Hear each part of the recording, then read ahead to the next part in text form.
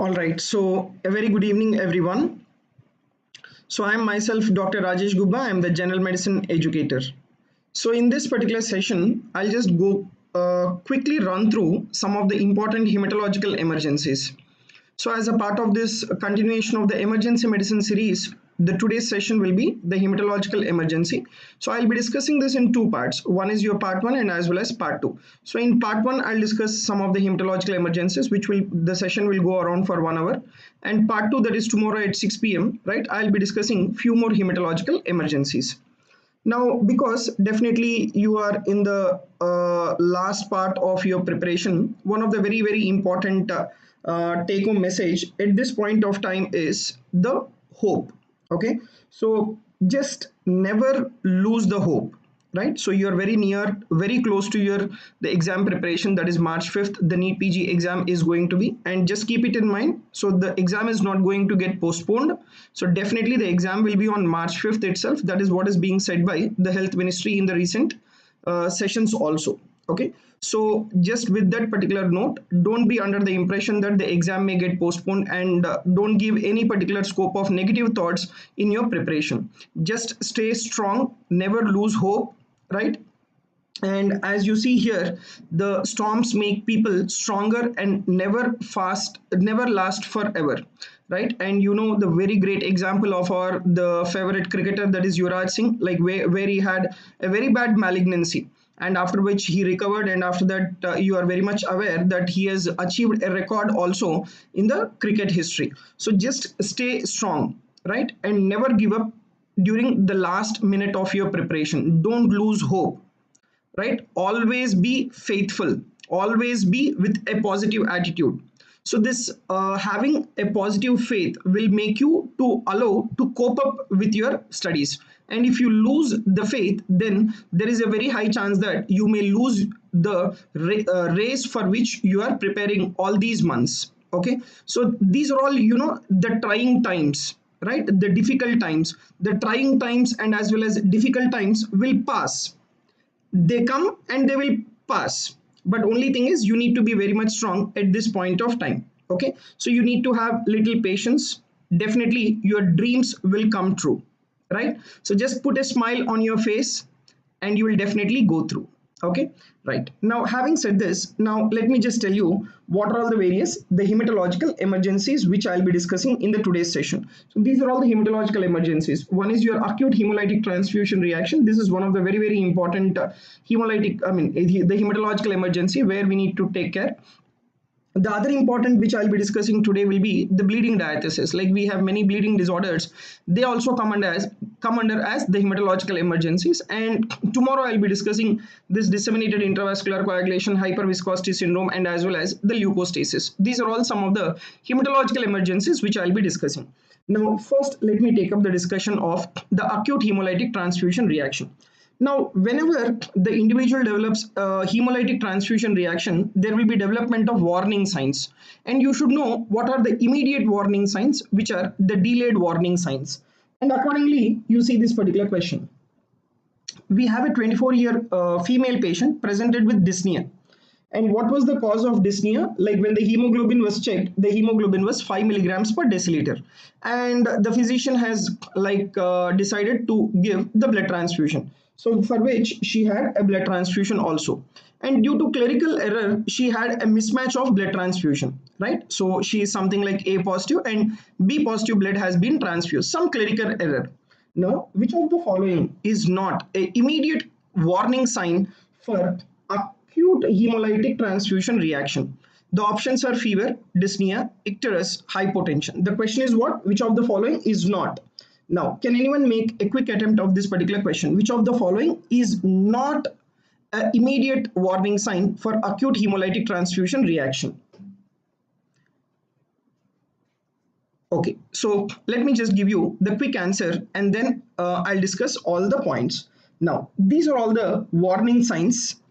Very good, Bhargav. So, the one which is not an immediate warning sign is the icterus. The remaining all are the immediate warning signs. Now let me tell you why icterus is not an immediate warning sign and when will this develop. All that we will discuss now. But before that, let me tell you, these are all the warning signs. fever, hypotension, dyspnea, hemoglobinuria, rash, icterus, gum bleeding, cardiac, hepatic, and renal insufficiency. These are all the warning signs. Now, out of which the first three are very, very important. Okay, so these are the immediate warning signs. These are the immediate warning signs. Now, what about the icterus? The icterus will not develop within a week. The icterus will develop. It's a delayed warning sign. And when will this icterus develop and all that, I'll discuss. Now, but first let me tell you about this fever. Now, how much the temperature rise will be there, right? How much the temperature rise will be there. So if you observe very carefully, the temperature rise can be 1 to 2 degrees within 4 hours. Now, what would be the cause of temperature rise of 1 to 2 degrees rise within 4 hours? That is febrile non-hemolytic transfusion reaction. Okay, so this is one of the cause for rise in body temperature of 1 to 2 degrees within 4 hours. Now, the other important is what would be the cause for 1 to 2 degrees rise in body temperature within 15 minutes of the transfusion. That could be because of transfusion transmitted bacterial infection. Okay, transfusion transmitted bacterial infection, or the other one is TRALI. What is this particular TRALI? Transfusion associated lung injury. These also would be the cause for 1 to 2 degrees rise in body temperature within 15 minutes. Then what would be the cause of rise in body temperature more than 2 degrees, that is more than 39 degrees? This would be due to the hemolysis, right? So these are the causes for development of fever immediate in the transfusion adverse reactions within 4 hours, that is febrile non-hemolytic transfusion reaction. Within 15 minutes, it would be because of transfusion transmitted bacterial infection or transfusion associated lung injury, and more than 2 degrees rise, that would be because of the hemolysis. Okay, right. Now the next important point is what exactly you understand by this word. What exactly you understand by this word febrile non-hemolytic transfusion reaction. So if you take this febrile non-hemolytic transfusion reaction, this is one of the most frequent, right? This is one of the most frequent reaction associated with transfusion of cellular blood cells, right? One of the very important frequent reaction is febrile non-hemolytic transfusion reaction. And why does that occur? That is because of transfusion of cellular blood cells. And what will be the rise of temperature because of this? The rise of temperature will be more than 1 degree centigrade. And along with that, there will be chills and as well as rigors. Now you need to know what is the pathogenesis for the development of this febrile non-hemolytic transfusion reaction. See, these particular cells, the blood cells, they release the pro-inflammatory cytokines. And because of the release of the pro-inflammatory cytokines, that will cause the rise in body temperature more than 1 degree centigrade, and that is associated with chills and as well as rigors as well. Then how can you prevent the development of this febrile non-hemolytic transfusion reaction? Now, what are the cells which will be releasing this pro-inflammatory cytokines are mainly WBCs. So whenever you are giving blood transfusion, there should be leukocyte reduction, right? The transfusion that you should be giving is leukocyte reduction. Transfusion will reduce the occurrence of febrile non-hemolytic transfusion reaction. And even you give pre-medication with antipyretics, there is no it is not effective. Even though you are giving paracetamol before the transfusion, it is not very effective. Like, how can you prevent this febrile non-hemolytic transfusion reactions? You should give leukocyte reduced blood transfusion. Okay, so that is about your febrile non-hemolytic transfusion reaction. Now, I said you all the causes for fever. One is your febrile non-hemolytic transfusion reaction. Next is transfusion associated acute lung injury, transfusion transmitted bacterial infection, and hemolysis. These are all the causes for fever in patients who are having the transfusion adverse reactions. The another important emergency, right? The another important emergency that can happen because of the blood transfusion is, right? You see this question. 46-year male patient with thalassemia major, after blood transfusion, he developed severe hypotension, right? He has developed severe hypotension. Which among the following is not the etiology for hypotension in acute hemolytic transfusion reaction. Hemolytic shock, septic shock, TRALI, TACO. And you should know the abbreviations of this particular TRALI and as well as TACO. What is TRALI? That is transfusion associated lung injury. What is TACO? That is transfusion associated circulatory overload. That is what is your TACO. Now tell me, which among the following is not responsible for the development of hypotension in acute hemolytic transfusion reaction? Any one of you, please. Right. Now, okay, so whenever there is the allergic reactions, what are all the various causes for hypotension? Let me explain to you. See, what are all the various causes for hypotension in case of the hemolytic transfusion is, number one, the hemolytic shock is one important etiology. Septic shock is another important etiology. Next is the anaphylactic shock.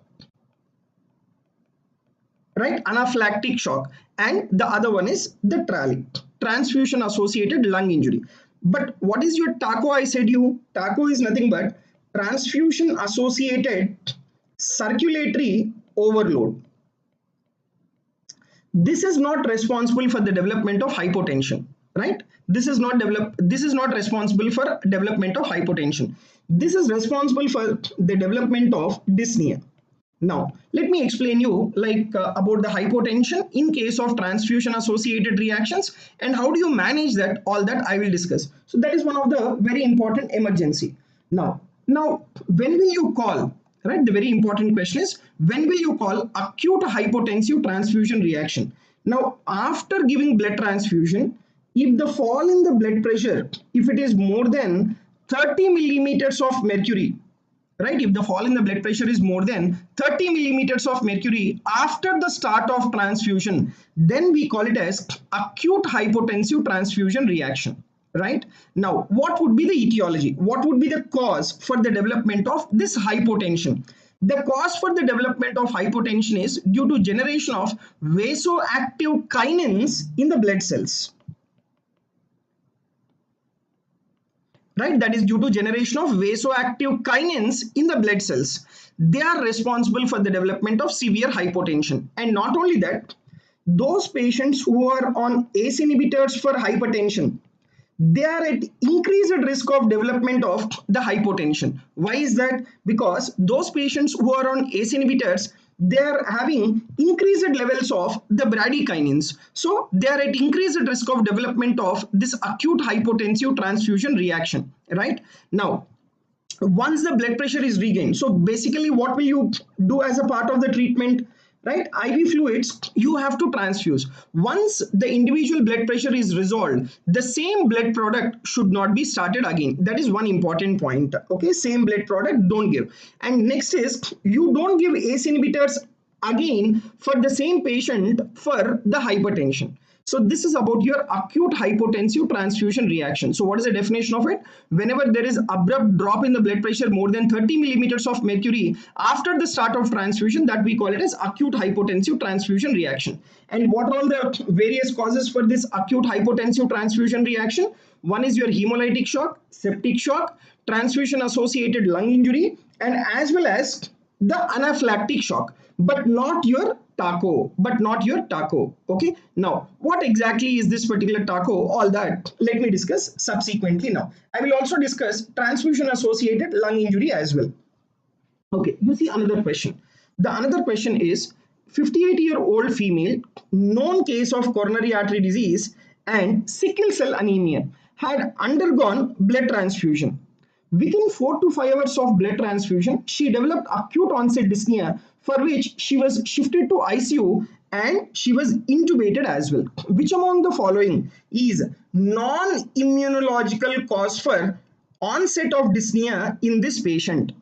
Transfusion associated lung injury, TACO, that is transfusion associated circulatory overload, severe allergy, hemolysis. The question is very clear, non-immunological cause for onset of dyspnea. Right, anyone want to make an attempt of this question? Right, so when we are using the word non-immunological cause, let me tell you, this particular TRALI, severe allergy and as well as hemolysis, they are all immune mediated, whereas your TACO, is responsible. But let me tell you, all of these conditions will cause dyspnea. All of these conditions will cause dyspnea, but the one which is non-immunological cause for the onset of dyspnea is your TACO, that is transfusion associated circulatory overload. Now I'll discuss everything. Now I'll discuss about TRALI, I'll discuss about TACO, I'll discuss about the hemolysis, everything. Let me take up the discussion. Now because the answer is TACO, let me tell you about what exactly is your TACO. So what is this particular TACO? That is transfusion associated circulatory overload. See, this particular TACO is a common and unrecognized transfusion adverse reaction, right? And this particular TACO, it is considered as the main cause of death, right? This particular TACO is now the main cause of death from transfusion, because the TRALI risk is being mitigated, the TRALI risk is reduced, but the main cause of death is this TACO, that is transfusion associated circulatory overload. Then what are the risk factors for the development of TACO? The risk factors for the development of TACO is the older age. See, if you take the age of our patient is around 58 years, and the other thing important finding is the presence of the cardiac dysfunction.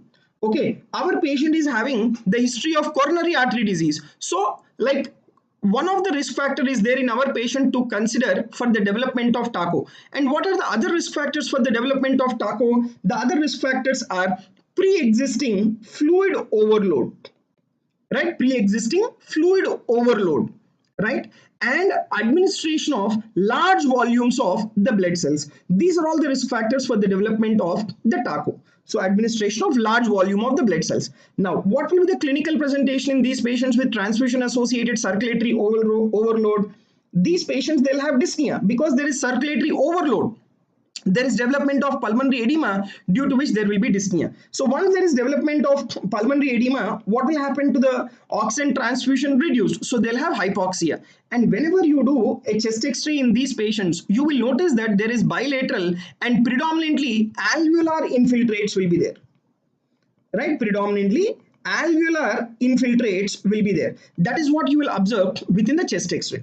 And because there is circulatory overload, these patients, they will not have the hypotension. What do these patients have? These patients, they will have the hypertension but not the hypotension. Then how do you treat these patients? See, you have to identify those patients who are at risk. What are the risk factors? Older age, renal failure, pre-existing fluid overload, cardiac dysfunction, administration of large volumes of blood cells. These are all the patients with increased risk of development of TACO. So you need to identify those patients who are at risk of TACO. Then you have to reduce the transfusion rate, right? You have to reduce the transfusion rate in these patients.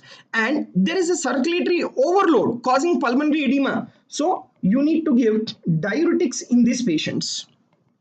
Right, you need to give diuretics in these patients. And one more important thing is the patient is having the hypoxia. So you also need to supplement the oxygen along with this diuretics. So this is about your transfusion associated circulatory overload. So what is this? It is non-immune mediated. It is not like immune mediated. It is non-immune mediated. Okay. Then what about the other condition? The other important condition is what? That is transfusion related acute lung injury. This transfusion related acute lung injury, this is immune mediated cause, right? This is immune mediated cause for the development of dyspnea. Now, what exactly is that particular immune mediated cause? So this transfusion related acute lung injury usually results from transfusion of donor plasma that contains high titer of anti-HLA class 2 antibodies. Okay, so that particular donor plasma containing high titers of anti-HLA class 2 antibodies, right? And these high titers of anti-HLA class 2 antibodies that bind with recipient's antigen. And this is an immune mediated reaction, and that can cause the development of the hypoxia.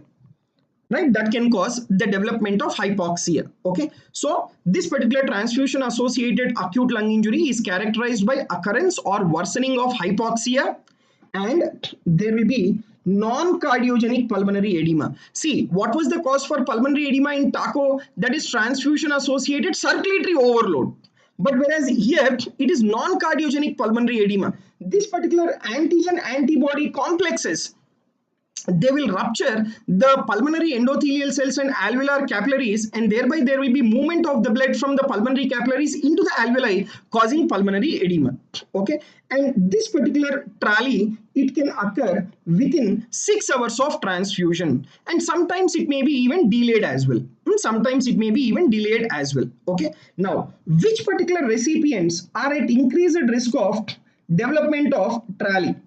Right, so those particular recipients who are smokers, they are at increased risk of development of TRALI. Those recipients who consume excess amount of alcohol, they are at increased risk of development of TRALI. And those individuals who had undergone liver surgery, that is liver transplantation, and those individuals who are on mechanical ventilation, and those individuals who are in a state of shock, these patients are at increased risk of transfusion related acute lung injury. So this is about your TRALI. So let me just quickly recap this TRALI. So TRALI, it is characterized by occurrence or worsening of hypoxia and non-cardiogenic pulmonary edema with bilateral interstitial infiltrates on the chest X-ray within 6 hours after transfusion, although it may be delayed up to 72 hours. But very important feature is hypoxia, non-cardiogenic pulmonary edema, and bilateral interstitial infiltrates. And it's an immune-mediated reaction. What is that immune-mediated? This occurs due to transfusion of donor plasma that contains high titer of anti-HLA class 2 antibodies, and that will bind with the recipient antigen, and this antigen antibody complexes, that will cause the rupture of the pulmonary capillary endothelial cells, and that will cause the movement of the fluid from the pulmonary capillary into the alveoli. And what are the risk factors within the recipient? That is excessive smoking, chronic alcoholic use of the recipient, the individual if he is in shock, liver surgery, malignancy, and those patients who are on mechanical ventilation. These individuals are at increased risk of development of TRALI. So what are all the causes for dyspnea immediately after transfusion? One is your TRALI, transfusion associated acute lung injury. Next is TACO, that is transfusion associated circulatory overload. And the third one is the severe allergy. Third one is severe allergy. Now, because of this allergy, there will be development of the hemolysis, right? There will be development of hemolysis. So your hemolysis is also immune mediated. So if you take your hemolysis, right, even this hemolysis, this is also immune mediated, right? Which among this is non-immune mediated? That is your TACO. Okay. Now you see, regarding this hemolysis, we have a very important question. Which among the following is not the feature of transfusion associated hemolysis? Increased haptoglobin, worsening anemia, hemoglobinuria, elevated lactate dehydrogenase. Which among the following is not the feature of transfusion associated hemolysis? Any one of you?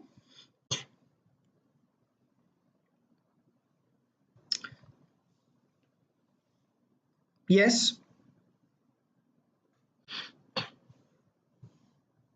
Now, so let me tell you, whenever there is the hemolysis, right, there will be release of the hemoglobin into the circulation. Yes or no? There will be release of hemoglobin into the circulation.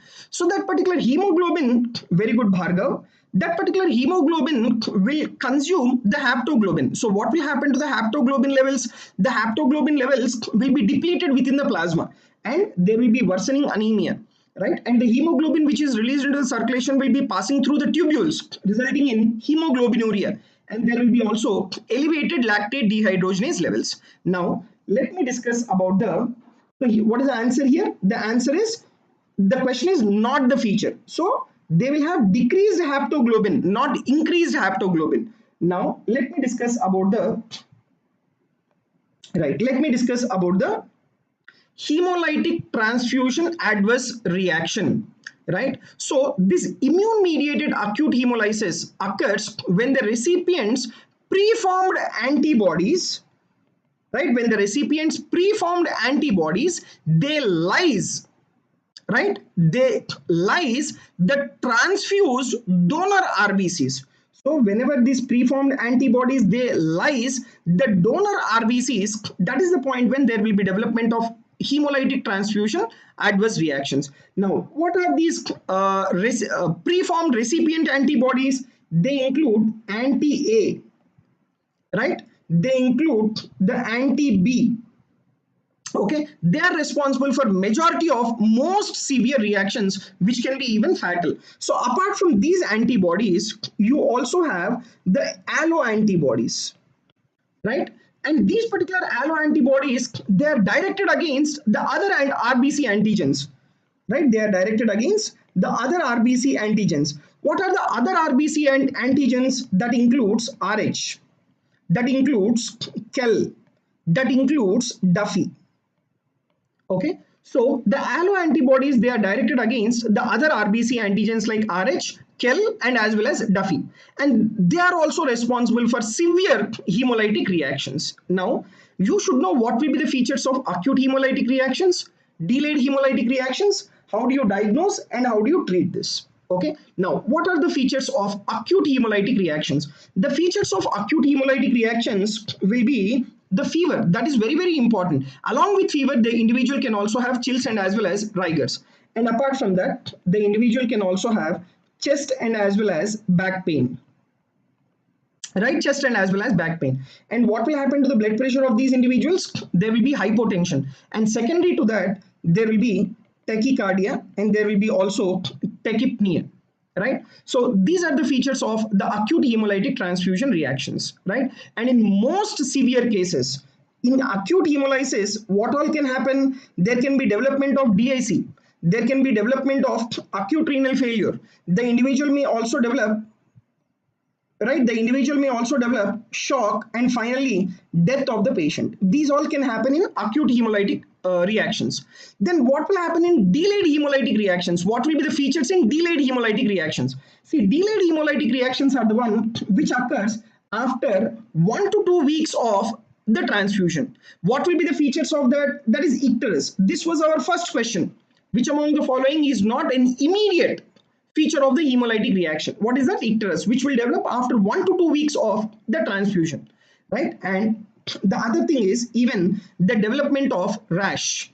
Development of rash. So these are some of the delayed hemolytic reaction. But this particular rash, depending upon the severity, right? Depending upon the severity, it can develop immediately also, right? It can develop immediately also. Now the question is, what do you mean by the word severity? What do you mean by the word severity? Okay, what do you mean by the word severity is like you see here. Now, for suppose, right, for suppose if the individual has developed the rash less than 2/3 of the body within 2 to 3 hours, then it is considered as the minor allergy. If the patient develops more than 2/3 of body within 2 to 3 hours, this is considered as the severe form of allergy. But if the patient develops rash more than 2/3 of the body within 5 minutes, this is considered as the anaphylaxis, right? This is considered as the anaphylaxis. Okay, so this is the appearance of rash. This will decide the severity. If the rash appears more than 2/3 of the body within 5 minutes, it's a very important emergency, and that is nothing but your anaphylaxis. Now, how will you diagnose that the patient had the hemolysis? Okay, so one is by your clinical features, the other way is by diagnosis. What is the other way by diagnosis? What will happen to your haptoglobin levels? Decreases. What will happen to your anemia? Anemia will be further worsening, and within the urine there will be hemoglobinuria, there will be acute tubular necrosis. And what will happen to your lactate dehydrogenase levels in hemolytic anemias or hemolysis? There will be elevated lactate dehydrogenase, and there will be also elevated indirect bilirubin, that is unconjugated bilirubin will be elevated, and these are all immune mediated reactions. So when you do a Coombs test, the Coombs test will be positive. right? Coombs test will be positive because it is an antibody mediated hemolysis. Then how do you manage this immune mediated acute hemolytic transfusion? Very important thing is supportive. First and foremost, what you need to do is you need to stop the transfusion, right? Prompt interruption of the transfusion, that is very, very important. Followed by that, vigorous hydration, right? Vigorous hydration with isotonic saline, and along with that you should give the diuretics. So this vigorous hydration with isotonic saline and diuretics will maintain the urine output, will maintain the urine output. Okay, right? And these patients, they also may require forced alkaline diuresis, correction of electrolyte abnormalities, and occasionally if the individual is in shock, there may be requirement of vasopressors as well. There may be requirement of the vasopressors as well. Now, for suppose when transfusion of incompatible RBCs is unavoidable, that means you are giving incompatible RBCs and it is an unavoidable situation, then you should give the prophylaxis of steroids. Right, you should give prophylaxis of steroids when transfusion of incompatible RBCs is unavoidable.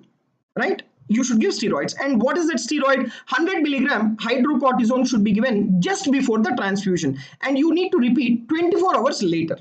And apart from this steroids, the other substance that you can give if you are giving incompatible RBCs which is unavoidable, you can also give polyvalent immunoglobulin,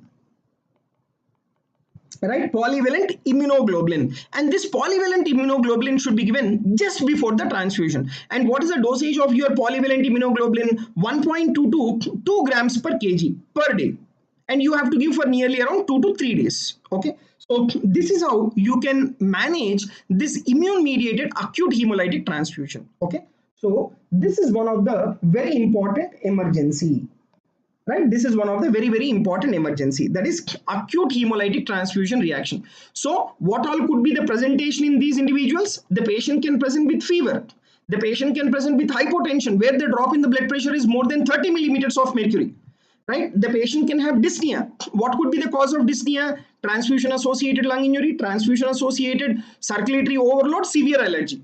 And there can be even development of hemoglobinuria, there can be development of rash, there can be development of icterus, right? There can be even development of gum bleeding.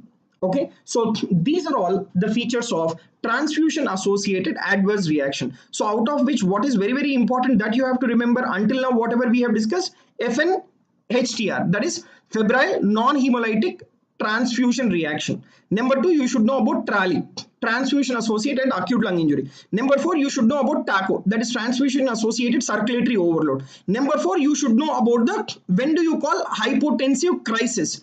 Number 5, you should know how to manage this particular allergic reaction, and when do you call mild, moderate, and as well as the severe, and when do you call it as anaphylaxis. Okay, now after having discussed about the acute hemolytic transfusion reactions, one of the important hematological emergency, now let me discuss about the bleeding diathesis. See, what would be the cause for the bleeding diathesis is one of the very important cause I'll be taking up the discussion now, that is due to coagulation factor deficiencies, right? Now you see this question. Yes, most common inherited bleeding disorder, most common inherited bleeding disorder: von Willebrand disease, Bernard-Solier syndrome, Glanzmann thrombasthenia, immune thrombocytopenic purpura. Most common inherited bleeding disorder. Any one of you? Right. So please note the answer. It is von Willebrand disease. That is the most common inherited bleeding disorder. And what is the type of inheritance of this? It is autosomal dominant type of inheritance, right? And the prevalence is estimated to be as high as 1 per 1,000 population, right? And what exactly is the hallmark of this particular von Willebrand disease? So there is deficiency of von Willebrand factor. And what is the what is the function of von Willebrand factor? If von Willebrand factor is not there, there will be defective platelet adhesion, right? There will be defective platelet adhesion to subendothelial component.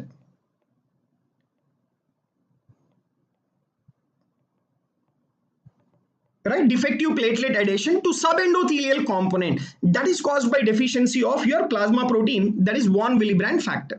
Okay, now this particular von Willebrand disease or the von Willebrand factor, like what are the various types and what is the prophylaxis that you have to give, all that let me discuss. Okay, so you see this question, right? Which among the following is the rarest type of von Willebrand disease? Rarest type of von Willebrand disease. Type 1, type 2A, type 2N and as well as type 3. Which is the rarest?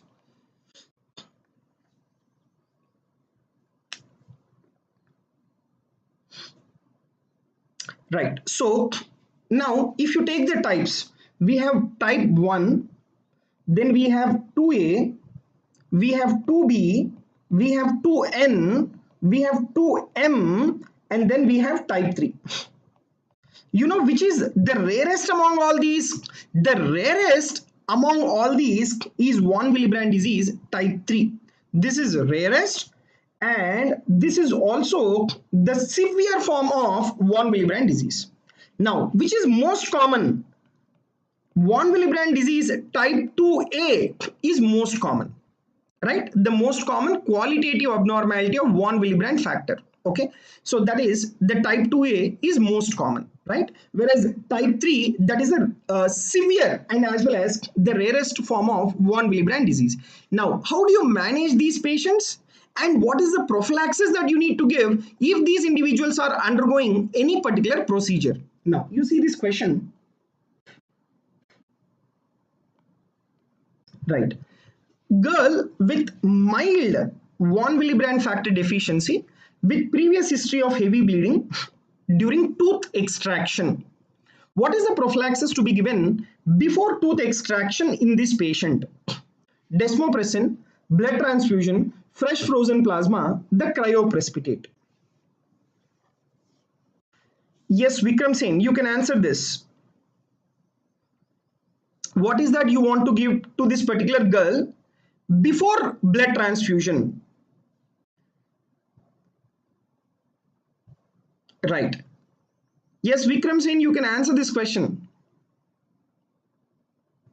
So please remember, whenever the individual is having mild von Willebrand factor deficiency, the drug that you need to give as a prophylaxis before transfusion, before tooth extraction is desmopressin. Right? And what is the function of this particular desmopressin? Desmopressin will increase the synthesis of von Willebrand factor. Right? Will increase the synthesis of the von Willebrand factor. Okay. Now, I'll just give you one more question. You see here. The similar type, but the answer will be different. Girl with von Willebrand disease, prophylactic action to be taken before wisdom tooth extraction. Epsilon amino caproic acid, cryoprecipitate, clopidogrel, apiximab.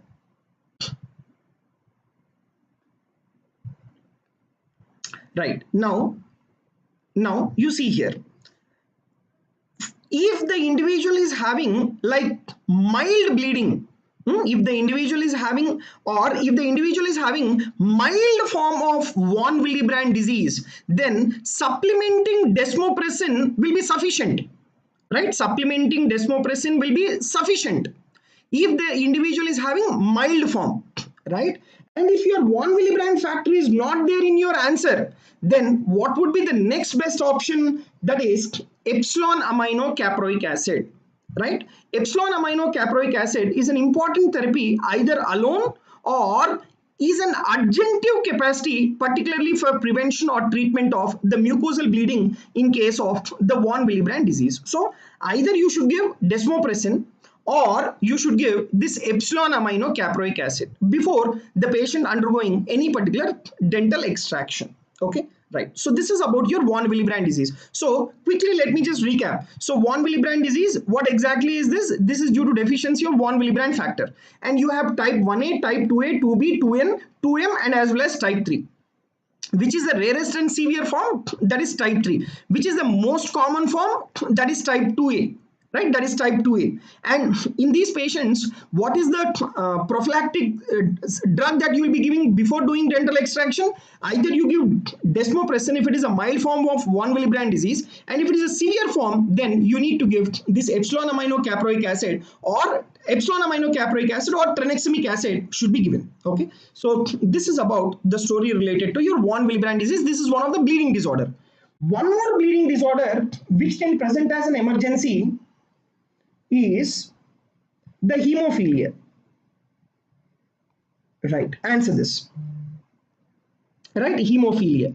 Right, yes, Vikram Singh, you can answer this question, please. So, in hemophilia B, what is the most common cause of death?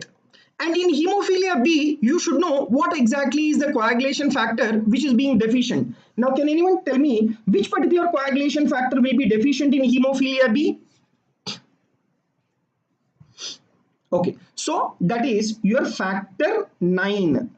Now, what do you think is the most common cause of death in case of the hemophilia B? So, definitely it's a bleeding disorder. So, it is the hemorrhage, right? It is the hemorrhage which is the most common cause of death in patients with the hemophilia B. And this particular hemophilia B, it is an X-linked disorder, right? X-linked recessive disorder. Right, and that is due to deficiency of the plasma coagulation factor 9. That is due to deficiency of plasma coagulation factor 9. Okay, now whenever you are treating these patients with hemophilia B, which of the following is not required, not useful for treatment of the hemophilia B? Fresh frozen plasma, cryoprecipitate, factor 9 concentrates, prothrombin complex concentrates. This will be the last question for the session. Not useful for the treatment of the hemophilia B.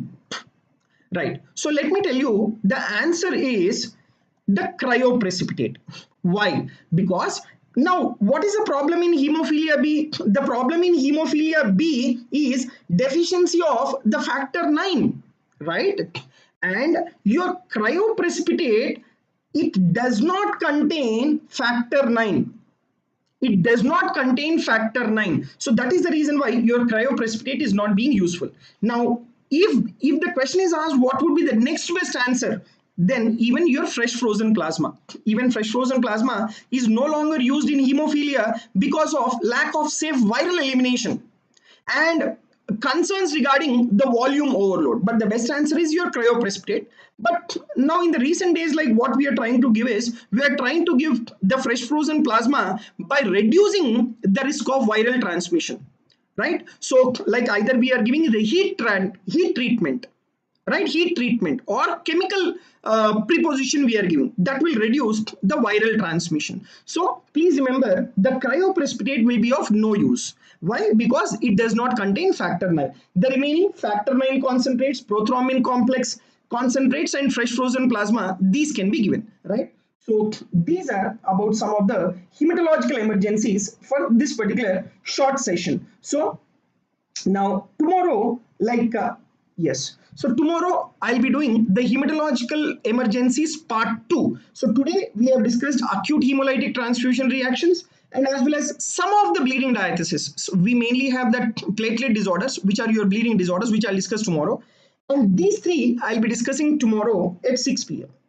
That is disseminated intravascular coagulation, hyperviscosity syndrome, and as well as the leukostasis. So all this I'll be discussing tomorrow at 6 p.m. on same DBMCI YouTube live channel, right? And this particular PDF will be available for you in the DBMCI Facebook channel or Telegram channel, or it will be also available in my Telegram channel, that is Medicine Made Easy by Dr. Rajesh Gubba. So you can join my channel where you can get this particular PDF, and I'll also be sending this particular PDF to the DBMCA Telegram channel as well, right? So thank you very much. See you tomorrow with the Hematological Emergencies Part 2.